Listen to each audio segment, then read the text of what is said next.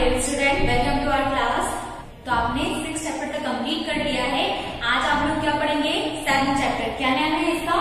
Fractions. अब fractions क्या होता है सबसे पहले आप उसको समझिए। तो देखिए, fraction means equal parts of whole.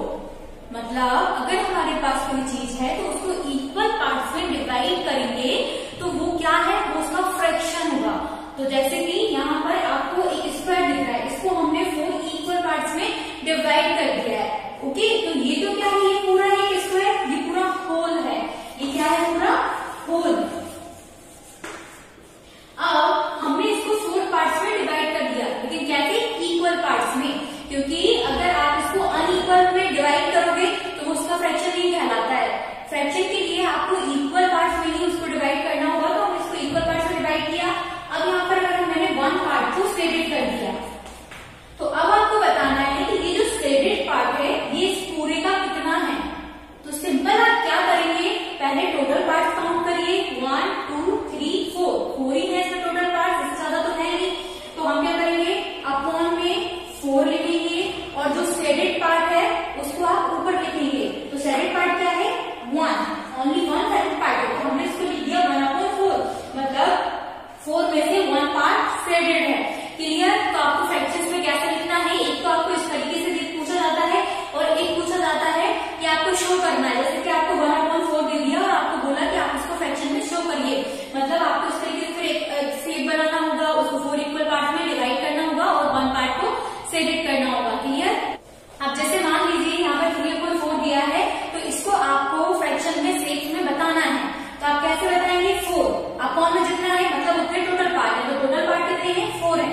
हमने बनाया एक स्क्वायर। स्क्वायर ही जरूरी नहीं है, कोई भी शेप बना सकते हैं, बस उसके पार्ट हम इक्वल करेंगे। तो हमने इसके 4 पार्ट में इसको डिवाइड कर दिया, क्योंकि यहाँ पर हमको 4 पार्ट दिए हुए हैं। 4 पार्ट में से 3 पार्ट हमको शेडेड करना है, तो हमने ये शेडेड कर दिए। ये 3 पार्ट शेडेड हो गए हैं। Okay, clear? इसमें कोई जरूरी नहीं है कि सारे पार्ट को शेड नहीं करना है या इसको नहीं करना है। आप जिसको चाहे वो 3 पार्ट आप शेडेड कर सकते हैं। ओके, सेकेंड टाइप के आपको क्वेश्चन दिए जाते हैं कि आपको फ्रैक्शन को नंबर लाइन पर शो करना है। तो इसको हम कैसे करेंगे? देखिए, आपको 6/8 दिया है। अब आपको तो नहीं मालूम ना कि 6/8, हमें ये मालूम है कि हाँ ये पॉजिटिव इंटीजर्स में आएगा क्योंकि ये पॉजिटिव है, लेकिन ये मालूम ना कि 1 और 2 के बीच में आएगा या 2 और 3 के बीच में आएगा। तो हम क्या करेंगे? सिंपली हम इसको डिवाइड करके देख लेते हैं। कैसे? 6/8 है तो हम इसको डिवाइड करते हैं यहाँ 6 से। तो 8 बड़ी डिजिट है, 6 छोटी डिजिट है, डिवाइड तो होगा नहीं। हम लगाएंगे 0, इसके बाद हम पॉइंट लगाएंगे और यहाँ पर एक 0 बढ़ा देंगे। अब आप 8 का डिजिट बढ़ेगी 60 से ज्यादा ना हो। और अपॉन में कितना? हमने माइनस किया तो हमको मिला 4। 2.7 हमको 6/8 का यहाँ पर मिला। तो हमको ये चीज क्लियर हो गई है कि ये जो 6/8 है ये 0 से लेके 1 के बीच में है। क्यों? क्योंकि ये क्या है? 0.7। 6/8 हमको 0.7 मिला डिवाइड करने का, मतलब ये 0 से तो बड़ा है, क्योंकि यहाँ पर 0.7 हमको ज्यादा दिया हुआ है।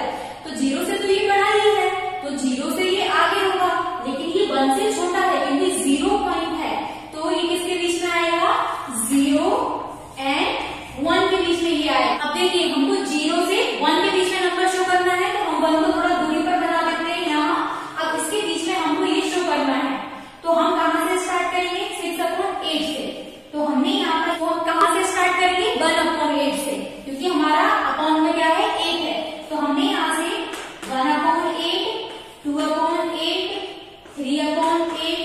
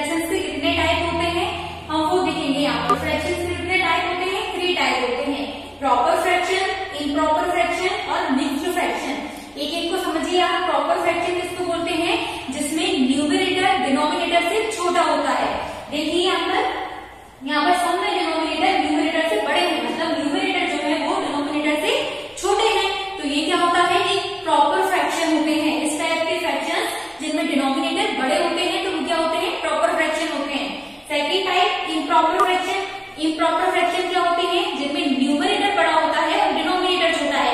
या फिर हम ये कह लें कि जो प्रॉपर फ्रैक्शन होते हैं उसका उल्टा इम्प्रॉपर फ्रैक्शन में हो जाता है। प्रॉपर फ्रैक्शन में क्या होता है, डिनोमिनेटर बड़ा होता है और इम्प्रॉपर फ्रैक्शन में डिनोमिनेटर छोटा हो जाता है। तो यहाँ पर क्या होगा, न्यूमरेटर बड़े होंगे, डिनोमिनेटर छोटे होंगे। अब आती है मिक्स्ड फ्रैक्शन की बात। मिक्स्ड फ्रैक्शन में क्या होता है, होल प्लस फ्रैक्शन, मतलब उसमें एक पार्ट होल भी होगा, मतलब पूरा पार्ट भी होगा और एक फ्रैक्शन का पार्ट भी होगा। जैसे यहाँ पर क्या है 3 7/2, तो ये जो 3 है ये तो एक होल पार्ट है पूरा और 7/2 एक फ्रैक्शन है। तो ये क्या है, मिक्स्ड फ्रैक्शन है, क्योंकि इसमें होल पार्ट भी है और फ्रैक्शन भी है। ऐसे यहाँ पर 5 3/2 दिया हुआ है, तो 5 क्या है, होल पार्ट है और 3/2 क्या है, फ्रैक्शन है। क्लियर। अब देखिए आपको किस टाइप के क्वेश्चन पूछे जाते हैं। एक तो आपको ये बोला जाएगा convert mixed fraction into improper fraction, मतलब आपको मिक्स्ड फ्रैक्शन दिया गया है, उसको इम्प्रॉपर फ्रैक्शन में आपको बनाना है। तो कैसे बनाएंगे, देखिए 7 3/4 ये मिक्स्ड फ्रैक्शन है। सिंपली हमको क्या करना है, डिनोमिनेटर का इंटू जो आपको आगे डिजिट दिए होल पार्ट, डिनोमिनेटर का इंटू आप होल पार्ट में कर दीजिए और जो न्यूमरेटर है उसको प्लस कर दीजिए और बाकी जो आपके अकाउंट में डिनोमिनेटर दिया था वो वैसा का वैसा रहेगा। तो हमने 4 का इंटू 7 में कर दिया, प्लस 3 कर दिया, तो 4 इंटू 7 प्लस 3 और अकाउंट में 4 था तो 4 का 4। अब हमको क्या करना है, यहाँ पर इनका इंटू करना है। तो 7 4 का 28 प्लस 3 अकाउंट में 4 प्लस कर दिया, 31/4 आ गया और ये इम्प्रॉपर फ्रैक्शन में वहां कन्वर्ट कर दिया हमने। क्लियर। अब इसको उल्टा बोला जाएगा तो कि आपको इम्प्रॉपर फ्रैक्शन दिया है और इसको मिक्स्ड फ्रैक्शन में कन्वर्ट करना है। कैसे करेंगे, इसके लिए आपको डिवाइड करना पड़ेगा। 4 का डिवाइड आपको 3 में कर दी, 4 का डिवाइड आपको 31 में करना है। 4 31 में आप डिवाइड करेंगे तो 4 7 का 28, यहां से कितना बचा 3। अब आपको क्या याद रखना है, Q R/D, ये आपको ध्यान रखना है। Q से कोसाइन, Q से कोसाइन, R रिमाइंडर, D से डिवाइजर। तो आपको ये चीज को ध्यान रखना है। तो यहाँ पर हम क्या रखेंगे, मतलब डिवाइजर का मतलब आपको एक चीज को, आपको सिर्फ 2 चीजें याद रखनी है, क्योंकि जो अकाउंट में डिवाइजर है वो तो अकाउंट का अकाउंट में ही रहेगा। ये चीज को आपको ध्यान रखना है। तो हमको यहाँ पर सिर्फ कोसाइन और रिमाइंडर को ध्यान रखना है कि कोसाइन आगे आएगा, रिमाइंडर ऊपर आएगा। तो हमारा रिमाइंडर क्या है 3, तो हमने लिख दिया 3, डिवाइजर हमारा 4 था, अकाउंट में हमने लिखा 4 और कोसाइन क्या है यहाँ पर हमारा 7, तो हम लिख देंगे 7। अब आप देखिए हमने ये जो मिक्स्ड फ्रैक्शन था इसको हमने इम्प्रॉपर फ्रैक्शन में कन्वर्ट किया और उसी इम्प्रॉपर फ्रैक्शन को हमने यहाँ पर मिक्स्ड फ्रैक्शन में कन्वर्ट कर दिया। क्लियर। दोनों को आपको कैसे करना है। ओके, नेक्स्ट टॉपिक देखते हैं। अब आप देखिए आपको क्या निकालने को दिया जाएगा, सिंपलेस्ट फॉर्म। आपको सिंपलेस्ट फॉर्म निकालना होगा। तो सिंपलेस्ट फॉर्म क्या होती है, क्लियर है। अगर आपको कोई फ्रैक्शन दिया है तो उसको आप कैंसिल करिए जब तक वो कैंसिल होना बंद नहीं हो जाता है। तो जो लास्ट में आएगा वो उसकी सिंपलेस्ट फॉर्म होगी। जैसे यहाँ पर 2/6 दिया है, अगर हम 2/6 को कैंसिल करना चाहें तो 2 के टेबल में ये दोनों डिजिट आती है, तो हम कैंसिल कर सकते हैं। तो क्या हो गया, 2 1 2 2 3 6, तो 1/3 ये फ्रैक्शन हमारे पास आ गया है। अब हम सोचें कि हम इनको कैंसिल करें तो हमको कैंसिल आगे ये नहीं होगा, तो ये क्या है इसकी, ये सिंपलेस्ट फॉर्म हो गई है इसकी। जहां ये कैंसिल होना बंद हुए वहां वो फ्रैक्शन उसकी सिंपलेस्ट फॉर्म हो जाता है।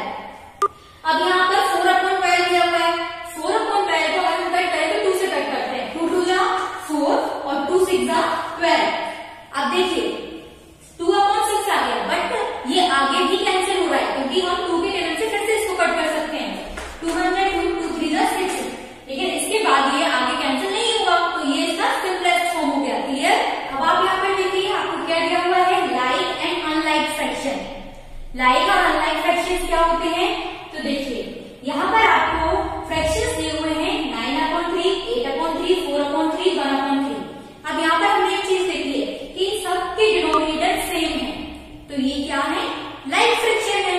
मतलब जिन फ्रैक्शंस के सभी के डिनोमिनेटर सेम होंगे तो वो लाइक फ्रैक्शन कहलाता है। और अनलाइक फ्रैक्शन में क्या होगा, डिनोमिनेटर अलग अलग होंगे। बस इतना सा आपको ध्यान रखना है। ये आपको क्यों ध्यान रखना है, जब आप फ्रैक्शंस को सॉल्व करेंगे आपको उनके एडिशन सब्ट्रैक्शन वगैरह दिए जाएंगे फ्रैक्शन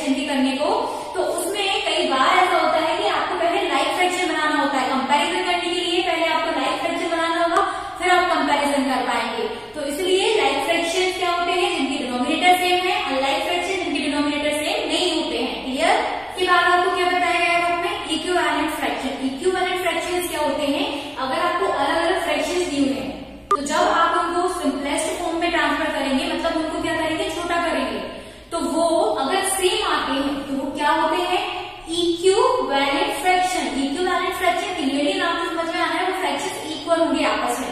लेकिन अगर आपको मालूम है यहाँ पर क्या हुआ है 1/3, 3/9, 18/54, ये सब इक्विवेलेंट फ्रैक्शन है या नहीं है? तो देखकर तो आप यही कहेंगे तो 1/3 है, 3/9 है, ये इक्विवेलेंट है ही, इक्वल ये है ही। लेकिन हमको क्या करना पड़ेगा, पहले इनके सिंपलेस्ट फॉर्म में इनको ट्रांसफर करना पड़ेगा। इसके बाद हम देखेंगे तो इसको सिंपलेस्ट फॉर्म में आपने किया ऐसी कोई टेबल जिसमें ये दोनों नंबर आते हो तो 3 का टेबल है, 3 1 जा 3, 3 3 जा 9, तो यहाँ भी 1/3 था, ये भी सिंपलेस्ट फॉर्म में ट्रांसफर करने पर 1/3 आ रहा है, मतलब ये दोनों इक्विवेलेंट फ्रैक्शंस हैं। क्लियर? और इसको भी अगर हम देखें तो ये 6 के टेबल में दोनों नंबर आते हैं, 6 3 जा 18, 6 9 जा 54, देन ये अगेन कैंसिल हो रहा है, 3 की टेबल से 3 1 जा 3, 3 3 जा 9, मतलब ये सारे फ्रैक्शंस इक्विवेलेंट है, सब में हमको 1/3 मिल गया। तो अगर आपको इक्विवेलेंट फ्रैक्शन का पूछा जाएगा तो आप क्या करेंगे, आप उसको कैंसिल करके देखेंगे और कैंसिल करने के बाद अगर वो सेम आते हैं तो वो इक्विवेलेंट फ्रैक्शन होंगे। इसके बाद आप फ्रैक्शन में कंपेयर कैसे करते हैं हम वो देखते हैं। ये अब क्या दिया है आपको, कंपेयर करना है कि आप फ्रैक्शंस में कंपेयर कैसे करेंगे। तो अगर फ्रैक्शंस के डिनोमिनेटर सेम है तो कंपेयर करना बहुत इजी होता है। उसमें क्या करना है हमको सिर्फ न्यूमरेटर